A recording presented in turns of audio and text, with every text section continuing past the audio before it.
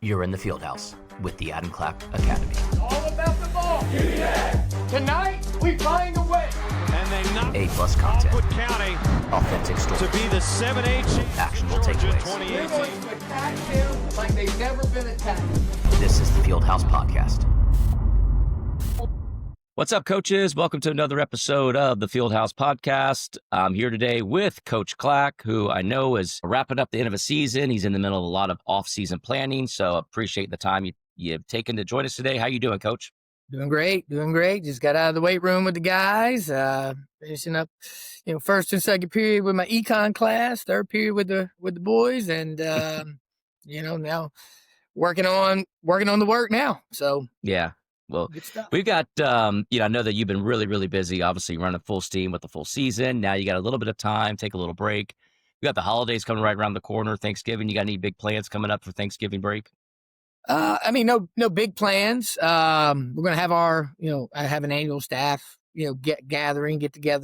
Going to get that on Saturday. Excited about that. Good time haven't been able to do nearly enough of that, just year one. You never get to as much of everything. I mean, the team building part, the stuff off campus with the players obviously is important, but it's equally important with our staff. And then, really just looking forward to having a couple of days, over Thanksgiving break. Obviously I'll be working on some of this stuff, but it's a passion. So it's not work, and having the opportunity. Saying this the other day, it's the first time in 10 months where you could come up and be like, whoa, I don't feel behind. Yeah. Not that it's not still busy, but it's like, you're constantly busy, but you're feeling like you're getting ahead in certain ways. So that's to me, oddly enough, exciting, just mental clarity. And then time to spend with family, obviously. And we always have my folks over to our place on Thanksgiving. And then we'll go do stuff with Ashley's family on Friday. And then maybe I get to call another game that Friday in the quarterfinals. Yeah. I heard you last Friday night call the Sprayberry game, right? Sprayberry, Jackson County. Yeah. It's got to do a couple of those last year, and got the call from IJ over at Score Atlanta and Peachtree Sports to fill in, and I really enjoy it. I really enjoy just talking ball and conversing with the play-by-play guy, whoever that is, and just trying to, give some type of substance that the fans maybe wouldn't get or see, and enjoyable. Well, you do a great job with that, so I'm sure that we're going to see you out there more often. And who knows, maybe after your coaching days are done, maybe we'll even see you do more games on ESPN or something. Maybe you'll be on the Manning Cast someday. To get paid just to go around and talk. Yeah, let's go. Let's do it. All right. Hey, let's go and dive into it. So it's been a couple of weeks since we last connected. We haven't really had a chance to talk since the last season, but if you wouldn't mind, just kind of shape up the last couple of weeks of Parkview season. What are some of the biggest takeaways as you look back on the final stretch of the season? Well, it depends which angle you're looking at, the micro level, macro level. Every season is going to be that way. And we've talked before, kind of how we break it down into phases. And we knew that big stretch of the region run was coming up when we had the North Gwinnett game, the Brookwood game, and the Norcross game. And, unfortunately, the didn't go our way. And some of those had some opportunities. Obviously, we would love to get back, especially in that Norcross game. But that's part of it, right? I mean, the good news is we put ourselves in the fight. As you kind of, not that I make a huge habit of comparing last year and this year, but it is benchmarks, and you see that you're closing that gap. We didn't get that big signature win, to really plant our flag and say, look at this, look at what we did. But we certainly made huge strides that I think are undeniable. And I can't remember if we've talked about it or not, but coming out of that Norcross game and you had the bye week and then Duluth on the schedule. And I just remember having this sick feeling in my stomach, not just because we lost the game, but because I was like, man, is this going to be the moment that broke them? Because we've talked a lot. I mean, the one thing that I've hammered is they have responded every single time we've challenged them. Every single time, all year long. Not that we our big mission to and big hurdle to clear is to maintain that consistency. We were still a little like this, but there's something to be said for, hey, if we dipped, let's call it out, let's correct it. And I was really nervous coming out of that Norcross game. And I'm not going to lie, it was the players who probably picked me up more than I picked them up.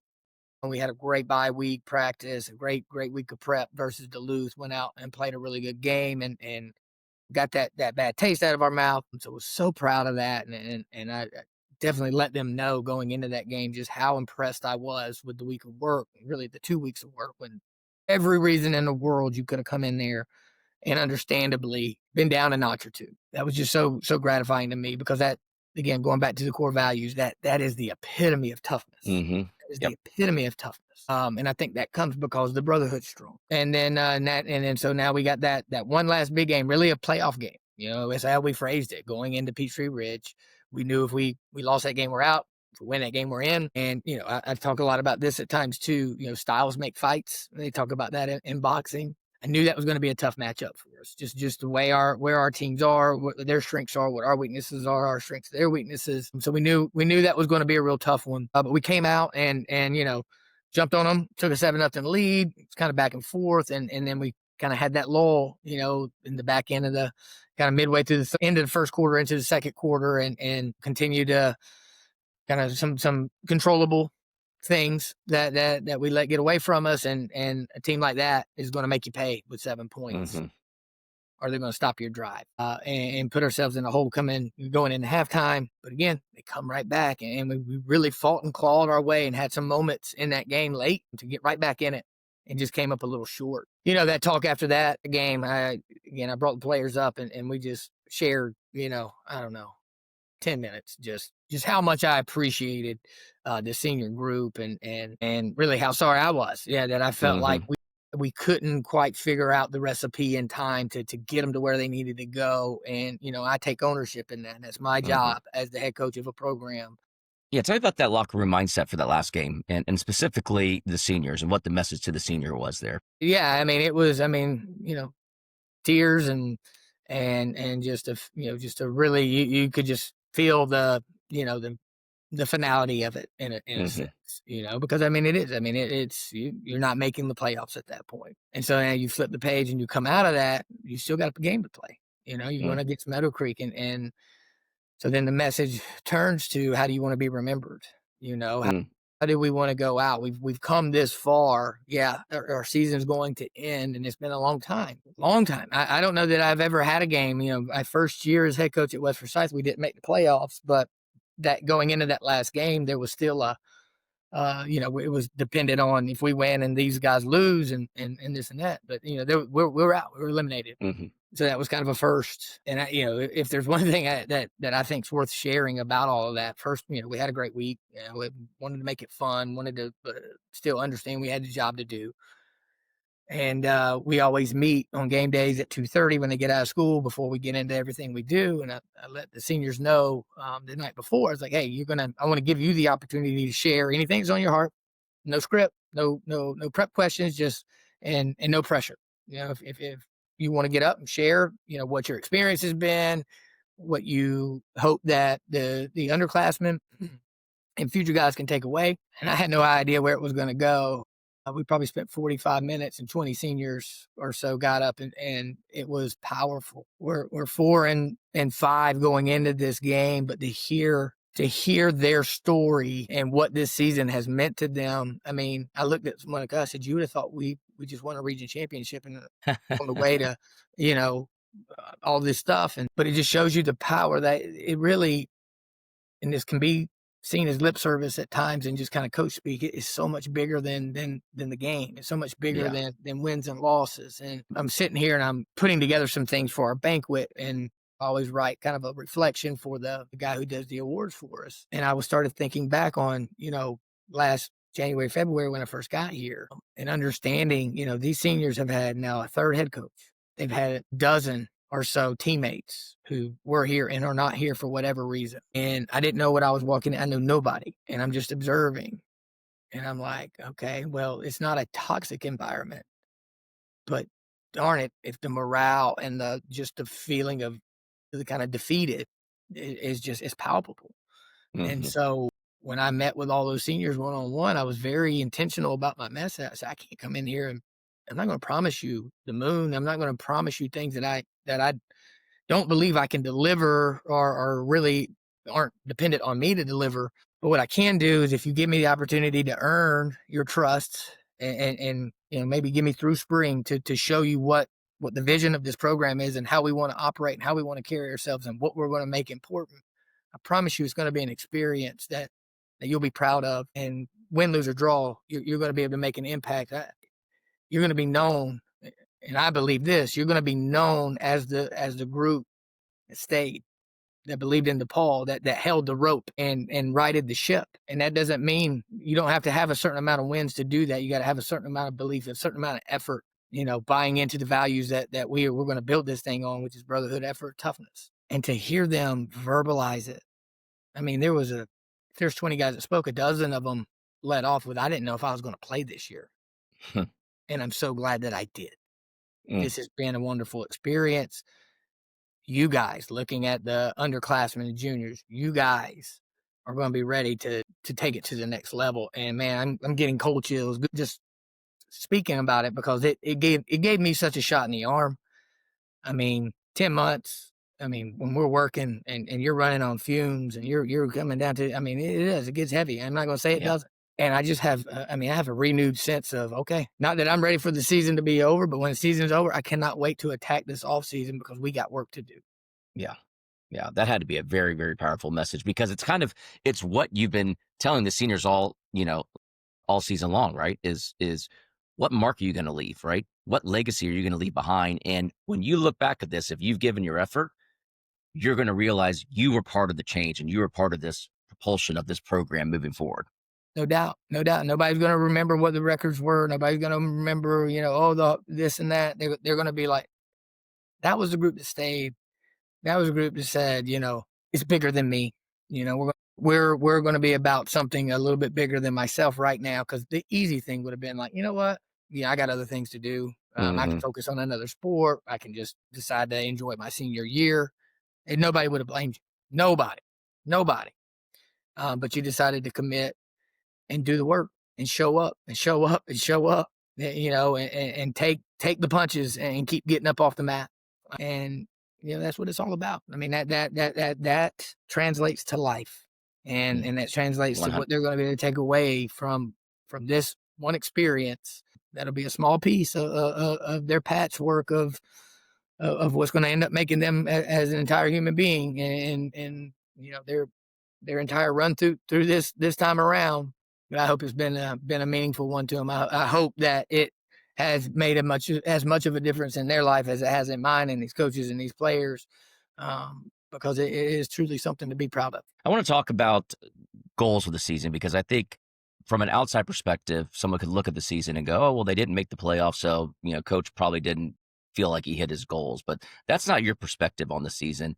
Tell me your perspective on the goals you had and whether or not you guys accomplished your goals. Yeah, right. So again, coming into this situation, eyes wide open and kind of back to the initial meetings with the seniors, I was very careful not to say, hey, yeah, it's playoffs or bust, it's X amount of wins. I never really kind of say that. We say play as many games as possible, right? That's a good way. Play our best ball when it matters most. That's a one season goal. But when you're coming in, especially a little bit late, limited teaching spots, the finances aren't where they need to be. The roster's kind of been depleted a little bit because of guys leaving and whatnot. You got to have realistic expectations. And to me, the realistic expectations, we're going to right the ship and how we're going to go about doing that. And literally, I didn't maybe write it down, but like in my mind, as I was debating, weighing the pros and cons, is this something that I'm going to commit to? I identified the three key things that have to happen. You got to secure the locker room. You got to win the team over. You got to start building from inside first. To do that, you're going to have to also rebuild the support system. This takes a lot. It takes a lot. It takes a coaching staff of enough people who are qualified. It takes volunteerism. It takes, parents and community support to put their arms around this program, to kind of drive it and support it to get to those levels. And then third, and certainly not least, is you've got to find a way to now start to replenish that locker room year in and year out. And that's the pipeline. That's the mountain part, the Parkview cluster through Trickle Middle School. And you got to engage that pipeline. And so as I lay those things out, are they achievable? Right. And find, yeah, I think you can do it if you do X, Y, and Z. And then the third step is, do I think I'm qualified and equipped and willing to do those things? And when I started just check, yes, that's what we set out to do. So if I'm going to have my scorecard, if you will, of checking success or not, I from the bottom of my heart and with all the belief in the world, feel like I can put an emphatic check mark on all three of those things. If you need any more proof, just again go back to with the locker room. Go back to how those seniors spoke about their experience, even being 3 and 6 at the 3 and 6 at the time. Yes, 3 and 6 at the time. Going in that last game, as we look at the support that has started to build around this program, we inherited a $40,000 debt with not a lot of money coming in and things like that. And we've been able to erase that and set ourselves up for success going forward into next year. And the amount of work we put in the off season, I certainly think helps this. I don't take credit for all this, but our 8th grade team who now goes through and wins the GFL championship last week, I was asking, nobody could remember the last time that happened. And again, I want to be very careful. I wasn't coaching those guys day in and day out. That staff and those players deserve all the credit in the world. Yeah, let's credit. I do Coach believe Devon. Absolutely, Coach Devon and his staff did an incredible job, and they deserve their flowers for that. But I do believe going to Trickle Middle School 13 times from March to April, doing all the off-season work that we did, running the camps and having them in the weight room with us. Coaches on my staff who were coaching on that. Heck, I had to go out and actually pluck guys from those staffs when we had some coaching turnover late. And so I look at all three of those things and I feel the groundswell of support. I feel the energy in that locker room right now and the excitement for what they see coming up. I feel the excitement in the community and talking with alumni and, my board and just people in the school, so the support's building. And then, just standing on the sidelines the other night for that championship game and talking with different people who, now people are wanting to play on that 7th grade team. And I mean, it's just people who are maybe in Trickle Middle School playing on other teams who are now ready to come back. That momentum's real and it's hitting from all three phases. And now the job is to put the pedal down. I said this the other day, I said, feel like an appropriate analogy is think of this program as a battleship, going in the wrong direction. Think about the amount of energy it takes just to stop it going in the wrong direction, to about face and at least get momentum going in the other. That's what we did in the first 9 months.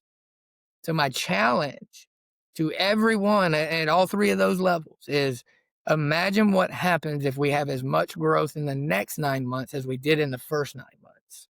Where are we going to be? But also understand this, we're in a different place now. So the work, the effort, the expectations all change. Because if we just do what we did last year, that's not going to produce the same amount of results as we did going into next year. And that's what we're talking about as a staff in our reflective piece. That's what we're talking about with the players. That's what we're talking about with the parents and the booster club. That's what we're talking about with our youth. And so now it's about, we're in a new spot. What's the information? What are the goals? Let's plan it out. We've got a little bit of time right now, a couple of weeks, even before we get to Christmas break. When we hit January 6th or whenever it is, when we come back from Christmas break, we got to be all engaged, all systems go, because it's not time to stop the ship. It's time to put the throttle down. Yeah, we're going to talk a little about the reflective process, but I just want to make note. I do think one of the biggest accomplishments, and you hit it. One of the biggest accomplishments on the season that isn't as sexy as the game itself, but getting the booster right, getting the financials right. Where this program was heading into the season to where it is coming out of the season, and what that's going to do to help set the program up for success in the future. You may look back and go, that's the single largest accomplishment we had in 2025. Well, and it was honestly the hardest for me because it was new to me. And again, I want to be very clear too. I always make sure it wasn't that the booster was wrong. There were a lot of very great parents who had stepped up to fill a void of something that was not their fault, that they saw as now their responsibility. But it was kind of a, hey, we're in need of a reset, how we're going to go forward if we just pick up and try to do our detective work and why did this happen? Well, let's just go forward. And so we just made a decision to just do a reset. And honestly, man, it was a lot of learning on the fly, a lot of hard work and a lot of meeting and a lot of hours that went into, organizing and planning and figuring out, okay, what in this community, which is different than the next community and the next community, what is it that's going to make this work? A lot of trial and error. Shoot, man, probably more L's really with things that we tried in that, but a lot of information. I just really do. There is just something about the doggedness to just keep going, and just keep figuring it out, and to, fail small, fail often. That is such a real mindset. We can all get paralyzed sitting here and trying to make it perfect before we pull the trigger on something. But I think what happened is, we were able to get to the goals that we needed to just to maintain and to build. I mean, we erased $40,000 of debt and grew the budget by 50,000. And now it's got to continue to grow. And we need to get it in the system. It doesn't eat up so much bandwidth of all of our time, and that can be done. That can be achieved, and we just got to continue. Like I said, just like with the processes in the weight room to the field, the involvement with our feeder program and all that. You just got to continue to build these processes to where it's not autopilot, but it's plug and play, and you start to train and develop people who can help. Yeah. And who are skilled, and then you just continue to develop your help. Your assistant, from assistant coaches to everything outside and in between. Yes, that was a huge win, huge undertaking, and an overhaul. And we've already kind of started plotting and planning what's coming next, and we got a full menu of things that we're ready to start announcing here real soon. And so we're really excited about it. So let's look ahead. Let's flip the page. Looking ahead into 2026, what you touched a little bit on the 8th grade team, but what is Coach Clack? What are you most excited about right now as you start to look forward to 2026? Well, there's so many things, but let's just hit on this one because I'm in the middle of it. We're doing our reflective piece. Some people, you can call it an exit interview if you want. I don't like calling it that because it really is more of an opportunity to share, reflect, and have feedback back and forth. I mean, how I do that is I'll just kind of write out a document with some thoughts and questions, kind of high level, and then all the way down into piece by piece. Like, what about our 7-on-7 schedule? I mean, what about the nutrition station? I mean, something as granular as that. And I send that out to the coaches without my thoughts on it. And then when they return it back to me, then I give them mine with my thoughts, because I want it to be 100% authentically theirs. And I want to see where we're matched up. I want to see where we're not. And one of the biggest pieces with that is, what's most important for success going into next year? What's the most important thing now? And those are all fun, and important things to talk about as we start to plan. But as I'm talking about that, I'm also looking at, we came into this season understanding that we were going to be understaffed. I didn't have teaching spots. I didn't have money to go out and really even have conversations with many guys, because I already knew what the answer would be. And we were late in the game. I'm not boots on the ground until February. You're behind the hiring cycle is done at that point. So people are already locked up. So talking with these, with my current guys about, I'm thrilled. I want to keep everyone, but we're going to add. So I just need a little bit of patience. I need understanding that, if chairs and seats move a little bit, it's not for anything that you did wrong or anything like that. But the goal, and I always say this, my number one job, I feel, as the head coach, is to put as many great men around them who are going to support them, who match our energy, who are going to buy in and be a great fit in what we're doing, and then also be really, really skilled in developing them and helping them to become, not only the best versions of themselves, but the best football players that they can be. And so we're in the middle of that right now. So probably spent over 8-10 hours just meeting with my coaches, and then also having conversations and bringing a few potential additions to the staff in. And so that's really what my last 2 weeks has been by and large, consumed with. So let's talk about that. Let's talk about where you are in the, kind of in the reflection process. Because if we go back and we look at the blueprint for success, and I always like to kind of bring it back there, right? This is the time period where you're in your reflection process. You're talking staff evaluations, you're talking scheme player reviews, culture accountability, off-season planning goals. Take me through what happens now after the reflection process. It's very enlightening to me to see, where we're aligned, and there is a lot of alignment so far. But then also seeing, this is opportunity for, oh, maybe I didn't see that, or oh, this is a great idea, or and then you'll start seeing these common threads. So I'll compile all of that, and then when we get back from Christmas break, probably sit down and make sure that we all go through it. So especially if there's something that maybe was a common thread with the coaches that I don't agree with, or I don't think that's the direction we need to take. I want to explain. I want to recognize. I understand what you're saying, but either A, we might not be able to see the whole picture, and let me help you see it, or B, maybe we did this and you felt it wasn't that productive. Well, maybe we didn't execute it, and that's a big piece of it too. But then just like anything, now you're going to have a laundry list of things, and it's like, now we got to prioritize and execute, guys. Some of these things maybe we get to, and talking about the blueprint, I think that's good that you brought that up. When I did that series there, and we're talking about, this is kind of my vision of building a program. There's so many things that we didn't either get to, we didn't finish, maybe we had to put to the side, because you can't live in a 10-month window and say, well, I guess that's not worth it, or that's not good, or, we suck because we didn't do that. No, I go through that, things that I didn't do that I believe in, or things that I didn't finish. But I also understand, and this is not an excuse, maybe I didn't do a good enough job in certain areas and I got to get better at it. Or maybe it was just, there was not enough time to get to that right now. But as we get on firmer footing, as we get more support, we'll start to get to those things that, again, will just continue to level us up.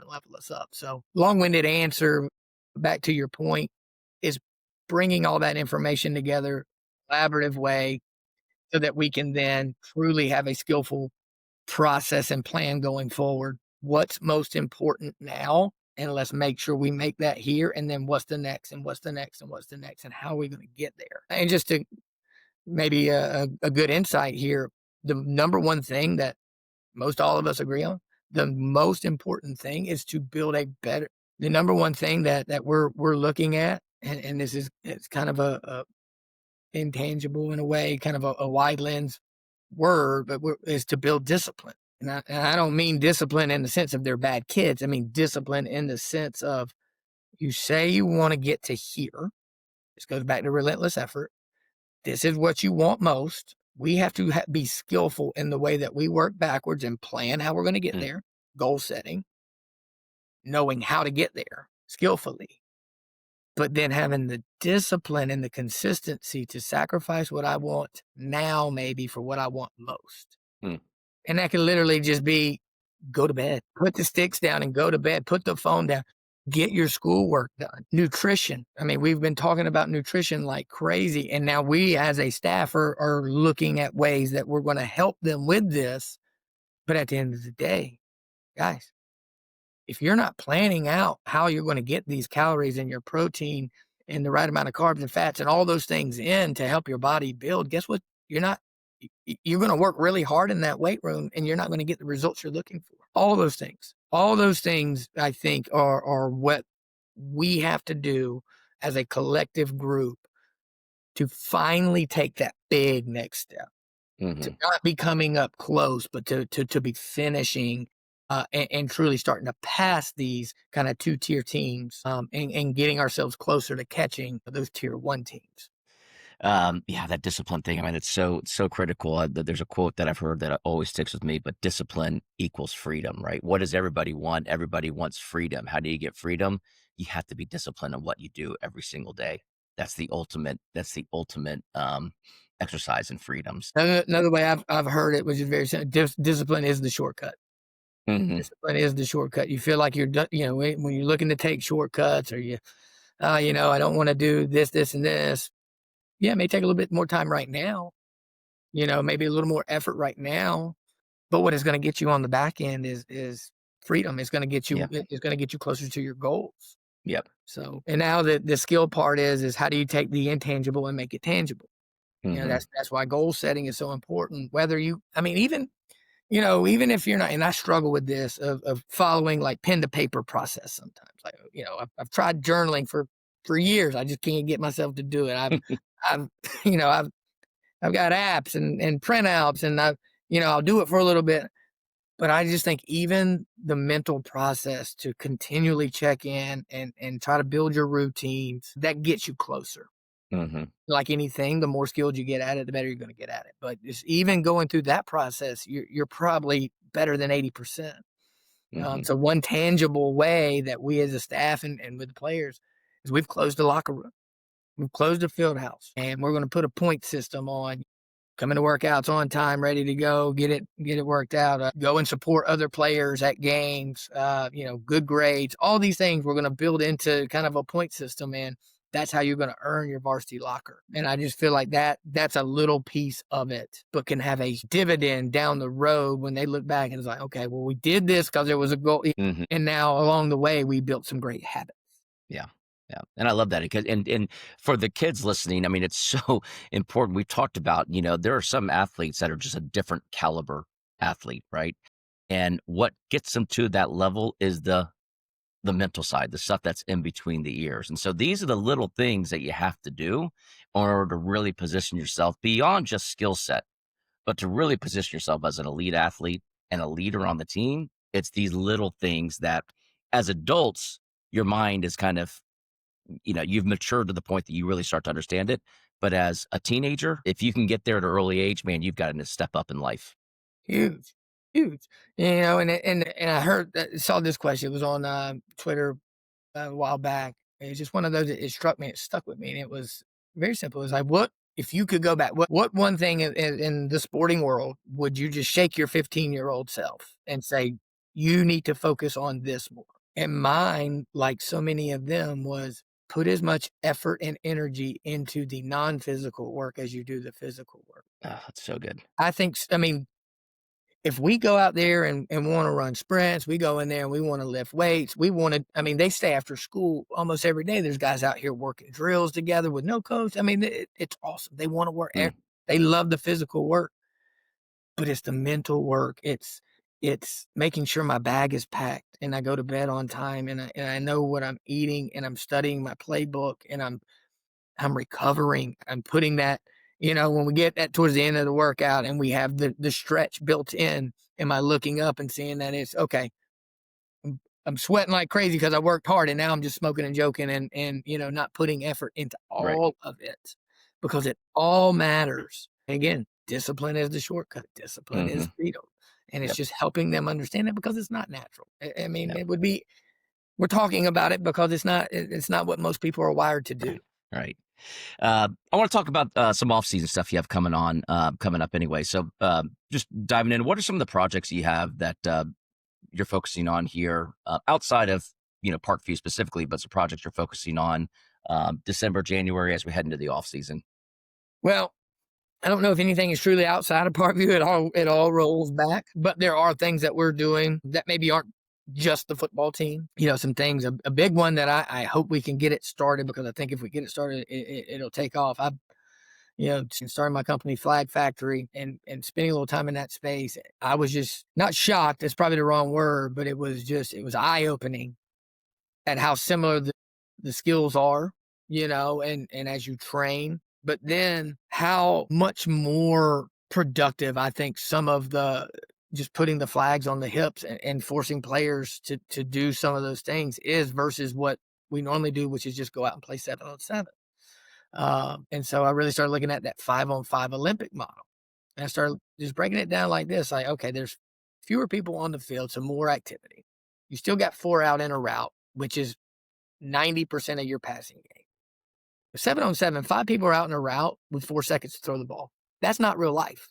There's no playbook that understands I'm going to put 5 people out in a route and I'm going to get 4 seconds. That ain't real. That doesn't happen. and the quarterback just gets to sit back there and, pat the ball and throw it. Like, that ain't real.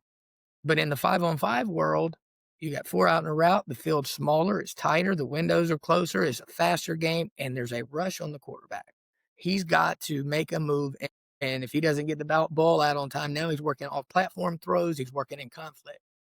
But maybe the biggest thing, and I've really been spending a lot of time thinking about why has tackling gotten so bad across the board? Mm-hmm.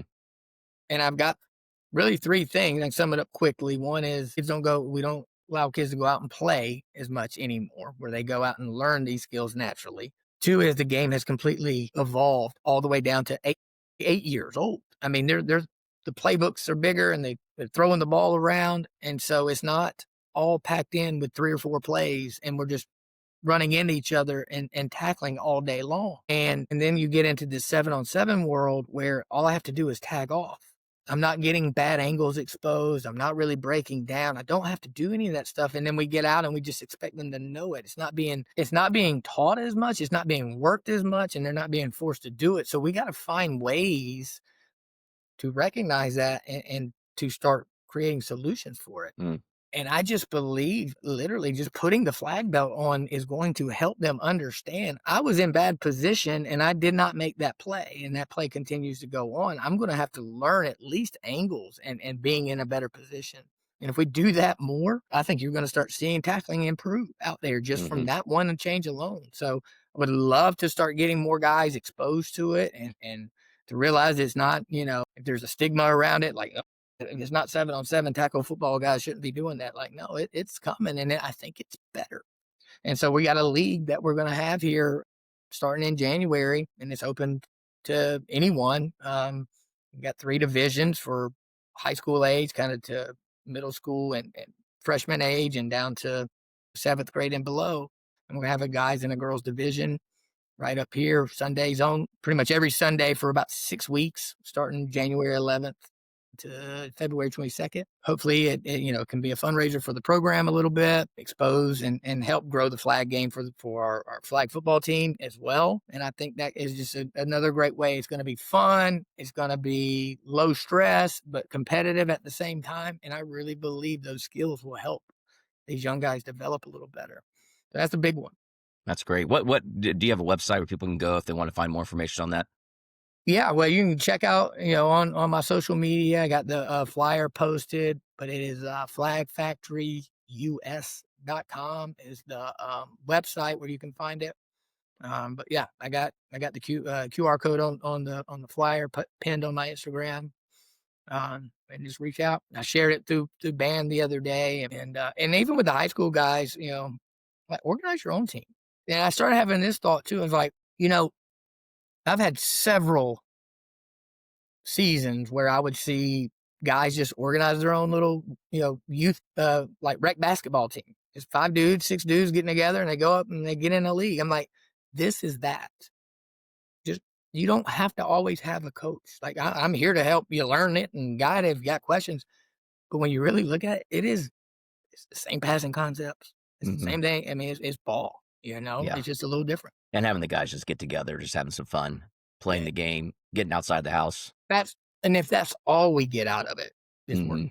Real quick, this is a good project that you and I have talked about that I think now is also when recruiting is kicking up and it's truly the big recruiting window. And so we're going to kind of flip now that the season's gone into a little recruiting one-on-one over the month of December. And I've got a lineup of college coaches and some high school coaches and some different people that we hope to be bringing to you guys and hopefully just a great, the long form way of just having these conversations, from the horse's mouth. And don't take my word for it. We're going to bring it right to you. And then my goal with that is then to package that together and put it into a more turnkey, here you go. Here is our recruiting playbook. And it's going to be easy access and all the information that you could ever want. That's my goal, because that is the biggest hang up with recruiting right now. It is the lack of information education, because it's constantly changing. Recruiting 10 years ago, you might as well throw it out. It's different. It's different. And And if you talk to anybody who says that, oh, they got it all figured out, well, then they're lying to you, because you're going to hear when I bring these guys on, there's going to be a lot of, this is what we're doing this year. and then it could change a little next year, and then it could change. And then who knows, with the chaotic landscape of where college football is right now, what it's going to look like in the future. So all we can do is inform ourselves, take a deep breath, do our best to enjoy the ride, and don't miss the present because of something that's going, that we can't control in the future. And realize, hey, everybody's going to run their own race, and you got a lot of support right here. And we're going to do our best to not only help inform you, but to help support you and help you along this journey with the recruiting process. What about any? I know we talked about it a little bit earlier, but any TV appearances coming up? You're going to be calling any more games? Potentially. So next Friday is when, at the day after Thanksgiving, when Georgia and Georgia Tech now play. So they get shorthanded. So they said, hey, we may have you come in and do the quarterfinal game, whatever game they do. So I said, let's do it. Let me know. And then what about any predictions here on the 6A division? Who do you think? Who do you think we're going to see in the championship game? Are you deep? I'd have to look back at that, the way the bracket stacks, but I think Grayson is the clear. To me, they're the team to beat. I think that the Buford team is unbelievably talented and solid. And I'm gonna tell you this: that North Gwinnett team is a dangerously good football team. And I got a lot of respect for Coach Godfrey and what they're building over there. And I just remember playing them and watching them, and it's just they play the game the right way. They play extremely hard. You can tell they put a lot of time into the weight room, and they just know their scheme's cold. They don't make a lot of mistakes. So they're going to be a hard out. And, Carrollton, haven't really seen them, but I know they're, Coach King, Joey King, I mean, probably the best coach in this state. I have a ton of respect for that man and what he does over there. And then, it's kind of one of those things you never know. You got Lowndes, Lowndes and North Gwinnett are playing this week. This week, yeah. Big game. But it's Georgia 6A football, and, anything can happen. You definitely got the ones who are a little above and ahead of the pack, but you never know. There's that team that may just be sitting back and nobody's thinking about them, and they get hot at the right time. And all it takes is stay in the fight long enough for the ball to bounce your right way, man. Pressure bursts pipes, and it's real easy. It's real easy to make a mistake in those moments. And so it's going to be exciting to watch for sure. Well, it will be fun to watch until next year when Parkview's in it. I won't have a dog in the fight, so I'll just watch as a fan. But I will be watching the 5A team, and we're certainly pulling for Milton, and hopefully they can have another strong year. They got a tough game this week, and I think against Jackson County, so we'll see how they do this week. Yeah, it's really cool kind of seeing the Max Preps as they rate the toughest brackets, and I think right now they rate the one California bracket because they got that little collection of, it's called the Modern Trinity League. Yeah.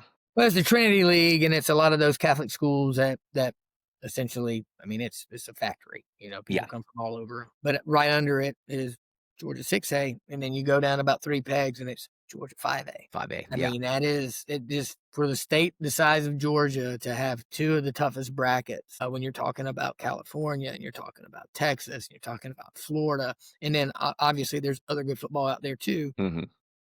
To have 2 of the toughest brackets in top 10, I think it just reiterates the point I always make. It's the most concentrated area in the world of quality high school football. Yep, both on the athlete side and the coaching side. I mean, across the board. I want to wrap up here. Just want to have you send a final message. Obviously, there's a lot of Panther fans, Panther families that listen to this. A lot of future Panther families that listen to this. I want to hear about what you're doing and how you're growing the program. Just any final thoughts here as we head into the off season for Panther Nation? I mean, if I have one thing that I hope everybody knows is just how grateful I am for the immediate support, immediate buy-in. Talk a lot about, assuming best intent. That's a lot. It's easier said than done, but I felt it. I mean, and it's real.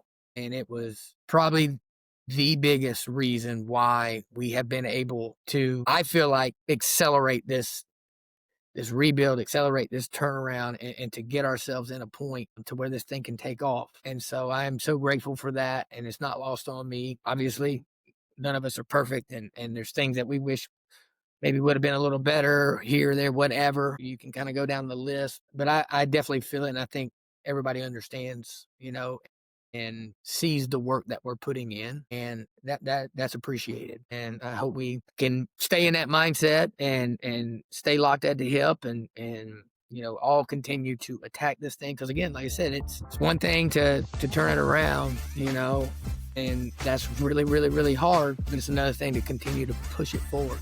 Now is not the time to blink. Now is not the time to let the foot off. Now is the time to get motivated to say, okay, what now? And let's put the same amount of energy and effort into what we've been doing, but it's just going to be a little different. We're in a different place. Love it. Always enjoy hearing words from you. Always gets me motivated and fired up every time we leave here. So appreciate your time today. Enjoy the fact that you don't have to run 100 miles per hour right now every single day. Enjoy that little window that you have. Enjoy the break over the holidays this next week or so. And we'll be back. We've got more interviews that we're planning to coming up. Until next time, coaches, we'll see you out in the field. Have a great day. Thanks, Coach. All right, babe.